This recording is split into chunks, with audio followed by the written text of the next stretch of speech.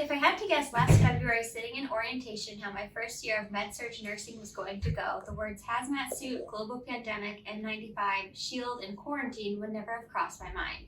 To say it was a whirlwind of a first year is an understatement, but I'm grateful to say I survived. Many thanks to my 4 West team for welcoming me aboard and helping me every step of the way.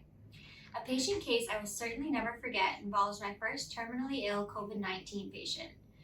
The case took place in mid-March of 2020 as we were beginning to realize that defeating COVID was going to take much more than a 2-week quarantine. It was our first week testing out hazmat suits on 4 West, and the grim reality of the year to come was just beginning to sink in. My preceptor Grant and I were caring for an older man in his mid-80s with COVID who was declining faster than anyone predicted. Within 2 days, he went from just a few liters nasal cannula to a non-rebreather on top of max high-flow oxygen. On his 3rd day in the hospital, he called his family and informed them he was changing his code status from full code to DNR. I remember him explaining that he did not want to take up an ICU bed for intubation this late in his life. I could not get over how brave and selfless he was, and it was inspiring to see someone so at peace and satisfied with the life they had lived. Shortly after his decision was finalized, this patient was made CMO. Our visitor policy had just been shut down due to COVID, now allowing only 1 visitor each, only if the patient is terminal.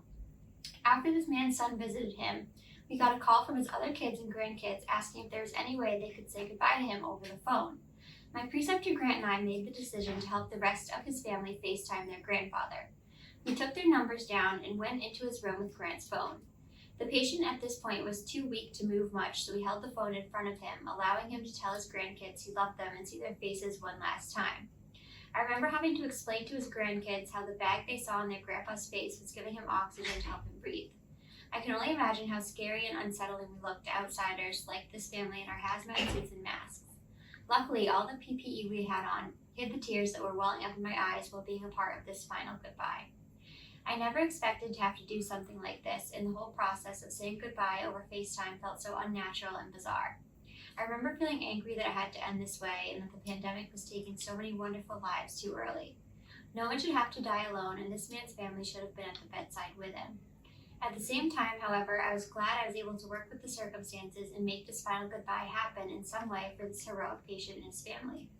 The encounter really drives home the fact that nurses must be able to handle whatever's thrown their way, and it's impossible to predict how the day is going to play out at the beginning of a shift. The situation is a great example of how in many cases the nurse will be the only one the patient has by their side in their weakest, most vulnerable moments. In nursing school, we learn the importance of putting our own emotions aside in order to do all we can for our patients. This was the first time I really experienced what it was like to remain strong for a patient, despite wanting to break down in tears and bond in a way that words really cannot describe. That's the picture.